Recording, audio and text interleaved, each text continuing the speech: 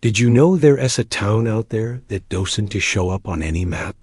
A place so empty, it feels like the air is thick with something watching you. A place where people enter, but they never leave. Ryan didn't believe in ghost stories. So when he heard about Ravenwood, this so-called ghost town, he thought it was just another tale. A bunch of people exaggerating. It sounded like the perfect place for an adventure, so he drove there. At first, everything seemed normal. But the deeper he went into the town, the more he felt something was off. There was no one around. The streets were dead quiet. Then the silence hit him, like it was pressing down on him. No birds, no cars, nothing. But Ryan wasn't scared. Not yet. He pulled out his camera and started walking through the town. The buildings were all broken down, windows smashed, doors hanging open.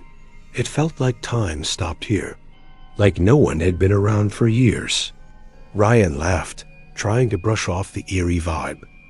This is the place they warned me about. Big deal, he muttered to himself. But then he heard it. A sound behind him. Footsteps. He froze. He turned around.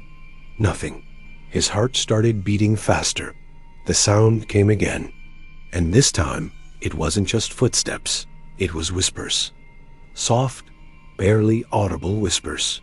He couldn't understand them, but they sounded ... close. He spun around. Nothing. Just empty streets. The hairs on the back of his neck stood up. He wasn't alone. He picked up his pace, walking faster, trying to get to his car.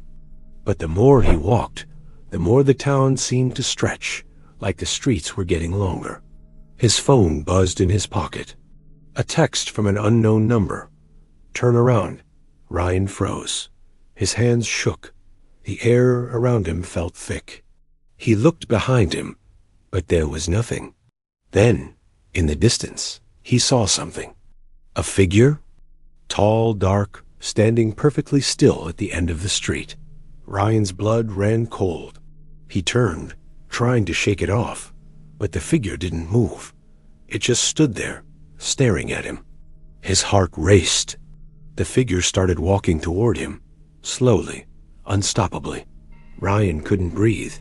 His feet felt like they were glued to the ground. Leave or join us, the voice said. Deep, distorted, like it came from everywhere and nowhere at once.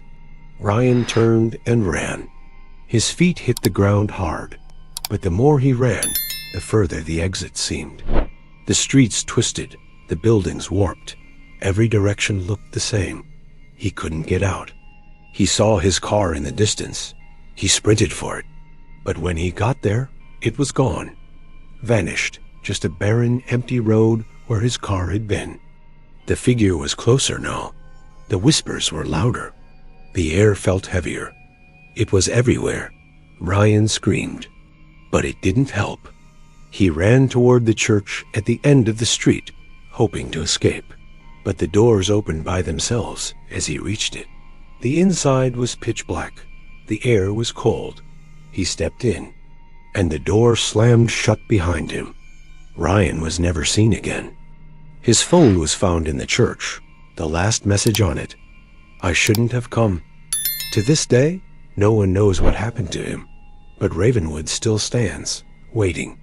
If you ever hear of it, don't go looking for it, because once you enter, you might never come back. The name of the town? Ravenwood.